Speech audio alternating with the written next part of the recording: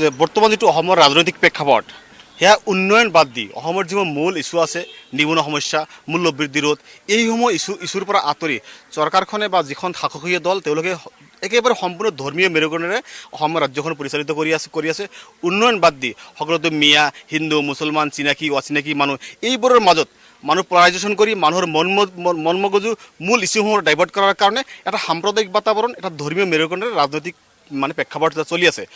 আচলতে অসমৰ উন্নয়ন হোৱা নাই বা অসমৰ ৰাস্তা ঘাটৰ যি উন্নয়ন হ'ব লাগিছিল নিবনুৱা সমস্যাৰ যি ৰোধ হ'ব লাগিছিল মূল্যবৃদ্ধি যেনেকুৱা হ'ব লাগিছিল সেইবোৰ হোৱা নাই মাত্ৰ মানুহক আৱেগিক কৰি মূল ইছ্যুসমূহৰ আৱেগিক কৰি এটা ধৰ্মীয় বাতাবৰণ সৃষ্টি কৰি আছে। আপোনাৰ কোনটো সমষ্টি? মোৰ সমষ্টিখন বিশিংজোৰা সমষ্টিখন নৱগঠিত বিশিংজোৰা ধুবুৰী জিলাৰ নৱগঠিত বিশিংজোৰা বিধানসভা সমষ্টি।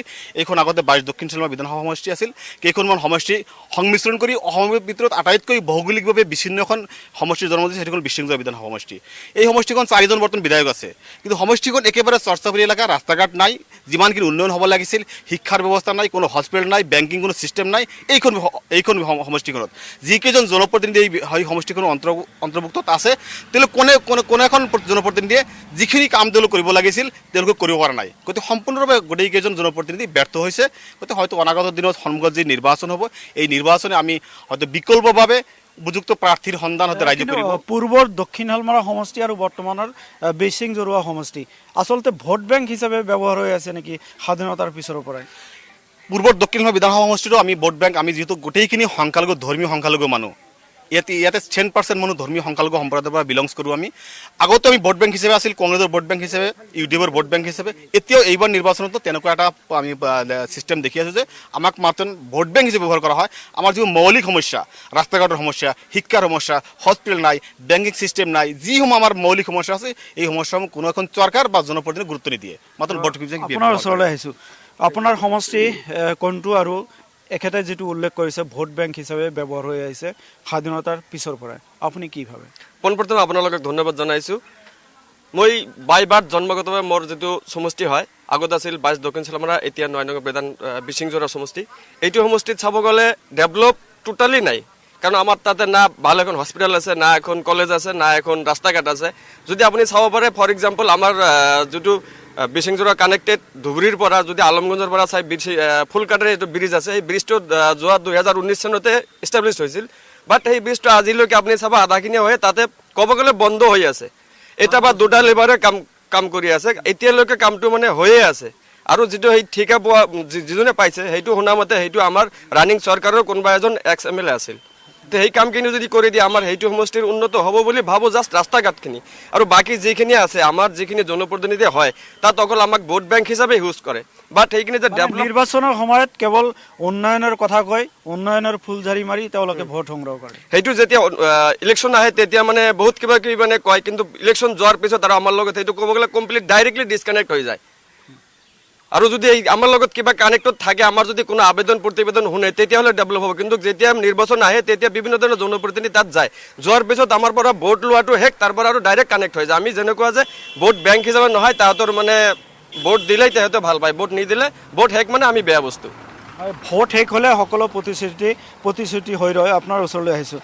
আপোনাৰ সমষ্টি কোনটো আৰু অসমৰ যিটো বৰ্তমান ৰাজনীতি চলি আছে ৰাজনৈতিক প্ৰেক্ষাপটটো আপোনাৰ হিচাপে কোন দিশে গতি কৰিছে? আচলতে সঠিক ৰাস্তাত গৈ আছে না অন্য ৰাস্তাত গৈ আছে? হয় ধন্যবাদ। আপোনালোকৰ জৰিয়তে মই গোটেই অসমবাসী তথা পুৰণা ধুবুৰী ডিষ্ট্ৰিক্টৰ মানুহখিনিৰ কিছু অভাৱ অভিযোগ আপোনালোকৰ জৰিয়তে মই ক'ব বিচাৰিছোঁ। বিশেষকৈ মই 21 মানকাচৰ বিধানসভা সমষ্টিৰ পৰা বিলং কৰোঁ। আচলতে মই দেখিছোঁ যে হয় বিজেপি গভৰ্ণমেণ্টে ভাল বহুত কাম কৰিছে কিন্তু ভালৰ যিখিনি ভাল কৰিছে তাতকৈ বেয়াই বেছি কম। কাৰণ মই যিখিনি দেখিছোঁ এতিয়া দুৰ্নীতিৰ ক্ষেত্ৰত যিখিনি কৰিছে বুলি প্ৰথমে কোনো এটা বিষয় কোনো এটা ডিপাৰ্টমেণ্ট যদি বাছি লয় সেই ডিপাৰ্টমেণ্টত হৈ থকা দুৰ্নীতিবোৰত প্ৰথমে পাৰ্টিকুলাৰ কিছুমান বিষয়ত 2-3 দিনৰ কাৰণে হয়তো উনকিয়াই দি পাছতে একেবাৰে নিশ্চুপ হৈ থাকে। তাৰমানে আল্টিমেটলি কি হ'ল দুৰ্নীতি তলে তলে কৰি আছে। যিকোনো পাৰ্টিকুলাৰ এটা ডিপাৰ্টমেণ্টৰ কথাই নকওঁ চৰকাৰৰ পক্ষ জড়িত হৈ আছে আপোনাৰ চৰকাৰৰ পক্ষ জড়িত নহ'লে প্ৰথমে এতিয়া কোনো এটা জিলা প্ৰশাসনৰ মেইন যিবিলাক ডিপাৰ্টমেণ্ট আছে এতিয়া আপুনি DCৰ পৰা আৰম্ভ কৰি চক্ৰ বিষয়াৰ পৰা আৰম্ভ কৰি PWD ডিপাৰ্টমেণ্টৰ আৰম্ভ কৰি এগ্ৰিকালচাৰৰ পৰা আৰম্ভ কৰি মানে সকলোতে যিবিলাক দেখা যায় দুৰ্নীতি। সকলোতে দুৰ্নীতি মানে অলপ অলপ হয়তো পাৰ্টিকুলাৰ কোনো এটা অফিচাৰক কোনো এটা দুই এটা দিনৰ কাৰণে ধৰিলে পিছত তলে তলে কাম নহ'লে ফাইলৰ কাম নহয় আল্টিমেটলি হ'ল কি যে মানে এইটো হস্তীয়া ৰাজনীতিৰ কাৰণে এইখিনি কাম কৰি আছে গতিকে এনেকুৱা হ'ব নালাগে আৰু বিশেষকৈ মই দেখিছোঁ যে হয় গভৰ্ণমেণ্টে কিছু ক্ষেত্ৰত উন্নয়ন কৰিছে ৰাস্তা ঘাটৰ উন্নয়ন ভালে কৰিছে কিন্তু আমি যিটো সমষ্টিৰ পৰা বিলং কৰোঁ মানকাছাৰ সমষ্টি তাতে এই চৰকাৰ বিজেপি চৰকাৰ অহাৰ পৰাই আমাৰ মেইন যিটো ৰাস্তা আছিল মানে হাটশিঙিমাৰীৰ পৰা মানকাছাৰলৈ যোৱা যিখন একমাত্ৰ ৰাস্তা আছিল সেই ৰাস্তাখন এতিয়া মানে বিজেপি চৰকাৰৰ দুটা টাৰ্মেই শেষ হ'ল কিন্তু দেখা গ'লে মেইন ৰাস্তাই নহ'ল তাৰমানে কি মানুহখিনিক বিপদত পেলাই হ'লে হয়তো এটা চাপত ৰাখি হ'লেও কয় যে আমি কৰিম বুলি কৈ থাকে কিন্তু আল্টিমেটলি নহয় গতিকে এই চেগতো মই ক'ব পাৰোঁ যে হয় মানে বিজেপি গভৰ্ণমেণ্টৰ এতিয়া মানে ৰাজনৈতিক যিবিলাক আছে মন্ত্ৰী MLA যিবিলাক আছে বিষয়া কৰ্মচাৰী যিবিলাক আছে সিহঁতক কব্জাত ৰাখিব খোজে পেন এণ্ড পেপাৰ্ছ খালি ঠিক ৰাখে যে না বহুত কৰিছে স্কুল কলেজৰ কথাই কওক মানে কাগজে কলমে ঠিক হয় কাগজে কলমে ঠিক হ'ব নালাগে কাম যিখিনি কৰিছে এটা কথা ভাল ক'ব লাগিব মই কৈছোঁ যে বিজেপি গভৰ্ণমেণ্টৰ যিবিলাক MLA বিধায়ক মন্ত্ৰী আছে সিহঁতে সকলো সময়ত বহি নাথাকে ৰাইজৰ মাজত যায় এইটো ভাল লক্ষণ আৰু অভাৱ অভিযোগবিলাকেও শুনে কিন্তু অভাৱ ৰাজনীতিটো আচলতে কোন দিশে হ'ব লাগিছিল বা কোন দিশে হৈ আছে হয় যিখিনি কাম কৰিছে সেইটো যদি ভাল মনেৰে কৰে সেইটো ভাল ক'বই লাগিব কিন্তু সেইটো লৈ পেলাই সেইটো হস্তীয়া ৰাজনীতি এটা কৰে এতিয়া মানুহ বুলি চিনি নাপায় এইটো অচিনাকিৰ কি কথা আছে এইটো কি কোনো গ্ৰহৰ পৰা মানুহ আহিছে নেকি